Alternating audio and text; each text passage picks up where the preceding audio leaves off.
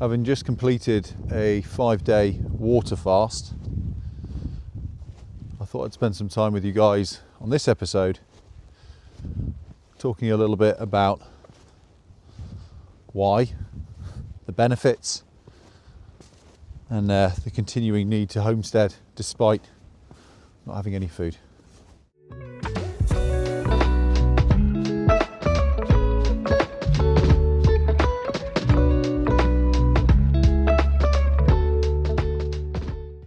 Water fasting, what is it? Simplest terms, you are to only take in water over a period of days. In this instance 5, just drinking water, and if I'm having a hot drink, it's hot water with organic sea salt in it, and just doing that throughout the week. Started my fast on Lord's Day evening, just gone, and then went through to Friday evening, just gone there. So 5 days through. I'll spend some time talking to you about the different days and stages that your body goes through, or primarily from my side, less of the science. If you want to watch a science video about why the benefits of fasting, then go watch a science video about the benefits of fasting.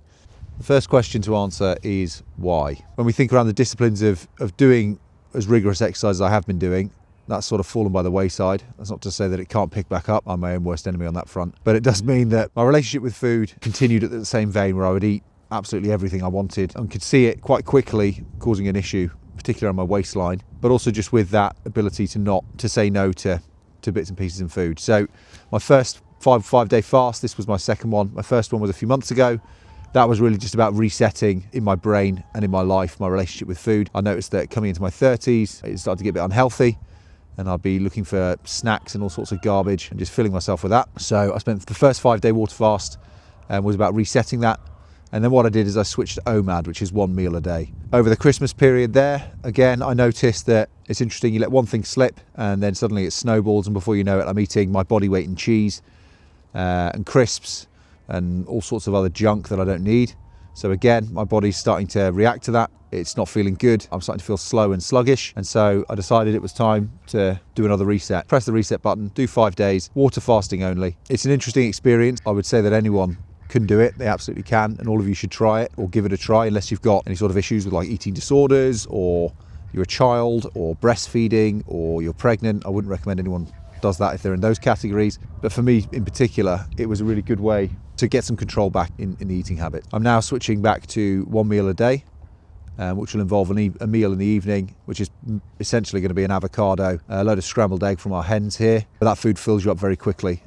So the 5 days. Day 1, still full from Christmas. Absolutely no issues at all on the first day. Literally, I was still full up from the last few weeks of binge eating. My body I had absolutely no issues with no eating at all. Day 2, I was okay in the morning. Come the afternoon, you could definitely tell I was getting hungrier. That evening I was very hungry, wanted to eat food, but again, every time you want to eat food, you just have a hot water with salt, and that tends to take the edge off. Day 3, slightly different, very hungry. The afternoon of day 3, I was very hungry indeed. And again, wanted to eat my arm, but restrained myself. Boiling hot water with organic sea salt in it whenever you're feeling hungry, and that helps the hunger pangs, and off we go. Day 4, body's almost fully empty. Your body's now in full burn mode for eating your fat reserves to stay going. Moving slightly slower, which is no bad thing. Well, what I noticed as well, which was really interesting, was my mood and attitude. With lots of young kids and everything, it can be pretty full on and stressful, but it was completely different. Like super chilled out, very relaxed, dealing with the kids. Like it was really nice. Day 5 was the same. Again, I was feeling great. So day 4 and 5 feeling great. Again, 5 was super chilled out with the kids, super chilled out with everything, work and home, just getting it done, getting on with work, no issues. Moving slowly again, but just drinking the water, giving my body the chance to be empty and to get some energy from the fat reserves that there's no shortage of. So those were the 5 days. Now, I saw a fasting documentary and they quoted Socrates on it. And Socrates says, any idiot can fast, but it takes wisdom how to break it. Something along those lines. I'm paraphrasing pretty brutally there.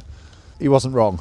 You should be breaking your fast for 5 days or whatever with either like boiled eggs or chicken bone broth, which there's no shortage of in this house. I decided to break mine with some homemade pizza. The amount of flavours in my mouth at one time was completely mental. Talk about a palate cleanser. I've paid the price for it though. So yeah, I would recommend breaking it with either an egg or an avocado or chicken bone broth. Don't do what I did. But you know, Friday night's pizza night, what are you going to do? If you get homemade pizza, it's all made from scratch, including all the sauces and everything else. I'm not going to kick myself for eating some food that I wanted to eat. That's just the way it goes. So going forward, it'll be back to one meal a day. In the evenings, apart from the Lord's Day, well, I'll enjoy 3 meals. Well, normally 2, because we normally end up having a big breakfast on Lord's Day morning with the family. So that's either going to be pastries that Mary's made, or it's going to be bacon sandwiches. That's our normal thing pre-church.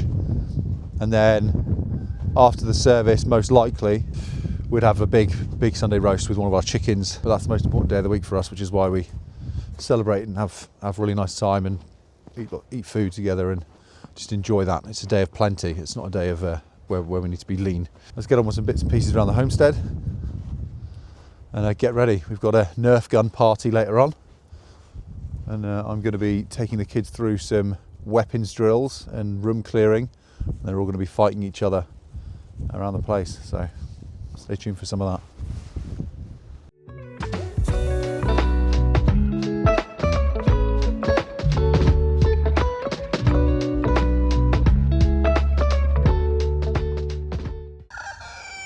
Shasta, you're killing me.